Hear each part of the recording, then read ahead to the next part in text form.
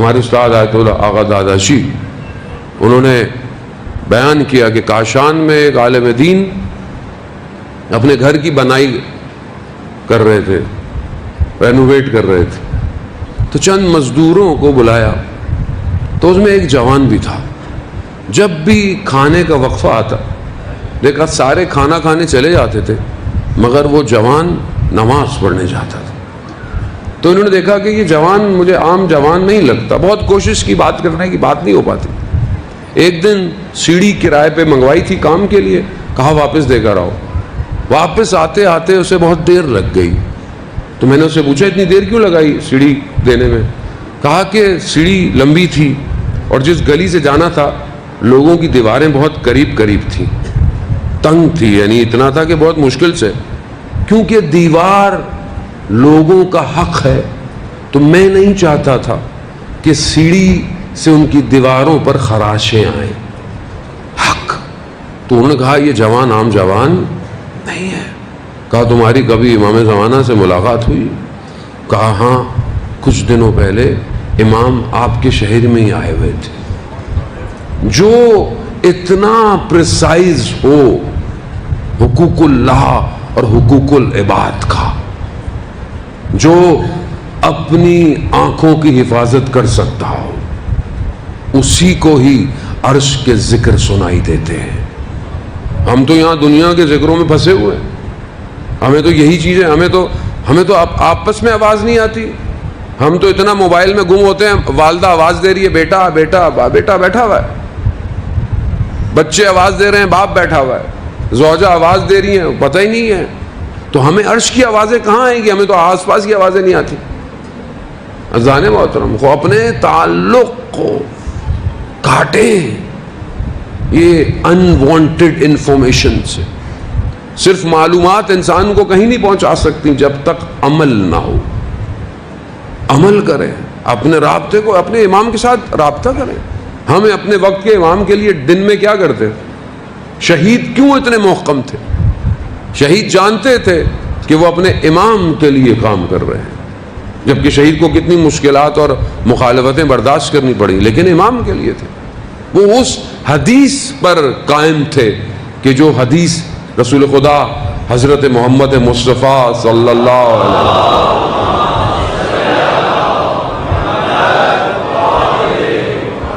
رسول خدا نے جب حضرت عمار نے پوچھا کہ میں آپ کے بعد فتنے دیکھ رہا ہوں، میں کہاں جاؤں؟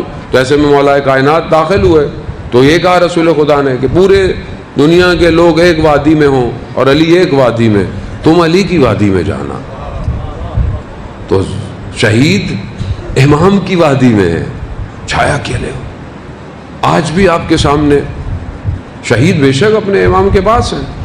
یہ آسان نہیں تھا عزیزان محترم، یعنی امام خمینی کا جو خط آیا جو ان کے بیٹے نے پڑھا شہید کے جنازے پر، جہاں پر امام خمینی نے شہید کو فرزند کہا۔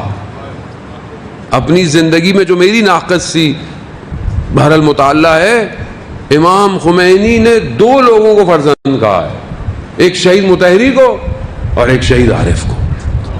اور یہ آسان نہیں ہے، فرزند ظاہر ہے بایولوجیکل فرزند تو نہیں تھے، تو دوسری تعلق وراثت کیسے ہوتی ہے؟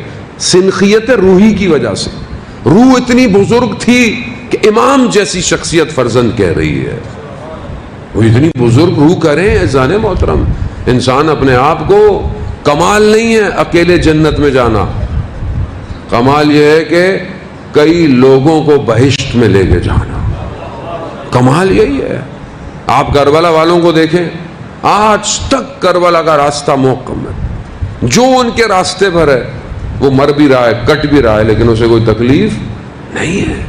ظاہری طور پر نقصان ہو جاتا ہے کہ وہ چلا گیا کوئی، لیکن وہاں سید الشہداء کی بارگاہ میں ہے۔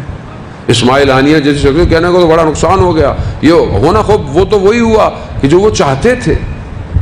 شہید ڈاکٹر نقوی کا جملہ کہ جو بہرحال میں نے تو اپنی زندگی میں باندھا ہوا ہے کہ جس راستے کا تم نے انتخاب کیا ہے یہ راستہ شہادت کی طرف جاتا ہے، اور تمہاری مرضی ہے، تمہیں موت سے خوف ہے تو کوئی اور کام کرو۔ پھر فارسی میں کہتے ہیں اشتباہ امتی، غلطی سے یہاں آ گئے ہو، تمہارا راستہ نہیں ہے، ساری زندگی جب آپ سید الشہداء کا ذکر کرتے ہیں، ساری زندگی آپ یہ کہتے ہیں کہ ہمارے سردار کا سر گردن سے جدا ہو گیا، تو پھر میری اور آپ کی گردنوں کی تو قیمت ہی کوئی نہیں ہے۔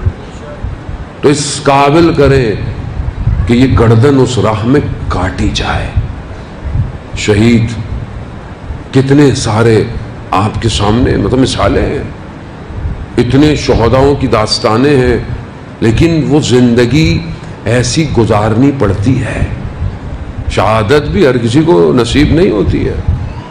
شہادت کے لیے انسان اپنے آپ کو اس کے قریب کرتا ہے، پھر شہادت خود آتی ہے، جایا نہیں جاتا۔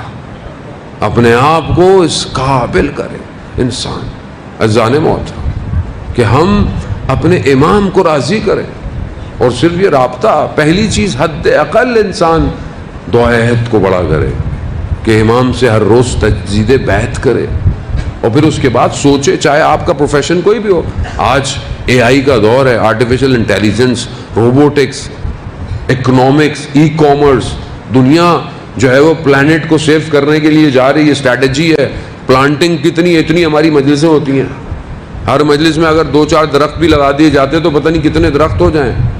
انوائرمنٹ کو سیو کرنا علی والوں کا کام ہے۔ آپ کیسے اس کلائمیٹ چینج کو بہتر کریں گے؟ امام زمانہ کے لیے ساری چیزوں کی ضرورت ہے۔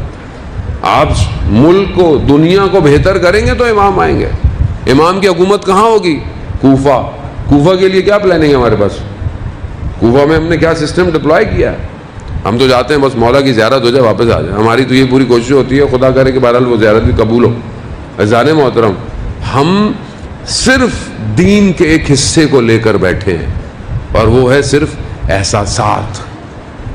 عقل جو کہ محکم ہے ہمارے مکتب میں، اسے ہم نے کنارے پہ کیا ہوا ہے۔ جس مکتبہ فکر کی محکم کتاب اصول کافی کا پہلا چیپٹر عقل ہو، اور اس قوم میں عقل کی گفتگویں نہ ہوں، ایسا نہیں کہ نہیں ہوتی، خدا نہ خواستہ ہوتی ہیں، لیکن عقلانیت کو حاوی کرنا ہے۔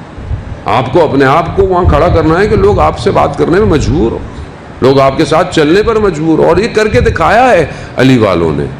آج جتنا سسٹم بھی موو کر رہا ہے وہ سارا صرف اسی کا ہے کہ جن کے وجود میں علی ابن ابی طالب ہے۔ یہی چیز کامیابی ہے۔ اسی رابطے کو عزیزان محترم محکم کریں۔ میں بہرحال بہت زیادہ وقت نہیں لوں گا، مجھے آگے بھی پہنچنا ہے۔ خدا کرے کہ ہم اپنے آپ کو اس قابل کریں کہ شہید اس عالم میں ہم سے راضی ہو۔ صرف یہ نہ ہو کہ سال میں ہم شہید کی برسی کرائیں اور شہید کو یاد کریں، اور پورا سال شہید مکتبہ فکر ہے۔ شہید کی تھاٹس، شہید کی چیزوں کو ہر سسٹم میں ڈپلوائے کی ضرورت ہے۔ شہید کے گفتگوؤں سے، شہید کی لائف سٹائل سے چیزوں کو باہر نکالنے کی ضرورت ہے۔ ہم ویسے اکثر ہمارے یہاں ایسے ہی ہوتا ہے کہ ہم بھی کسی کو تب زیادہ یاد کرتے ہیں جب وہ دنیا سے چلا جاتا ہے، اس سے پہلے ہم لوگ لفٹ بھی نہیں کراتے زیادہ لوگوں کو۔ عزیزان محترم، ایسا نہ ہو کہ ہمارے درمیان میں سے اور لوگ چلے جائیں، تو بہتر یہ ہے کہ ہم اس راستے کو، لیکن یہ راستہ نہیں رکے گا، یہ الہی نظام ہے، یہاں لوگ آتے جاتے رہیں گے۔ پہلا رابطہ خدا سے، اسے بہتر کریں، اپنی عبادت کو بہتر کریں، اپنی نماز کو بہتر کریں، مناجات زندگی میں لے کر آئیں۔ خاص طور پہ جوان، اتنا وقت ہمارے پاس ہوتا ہے، مناجات 5 عشرہ پڑھا کریں کہ جو مفاتیح الجنام شیعہ ٹول کٹ کے اندر ہیں، اس کو بہتر کریں۔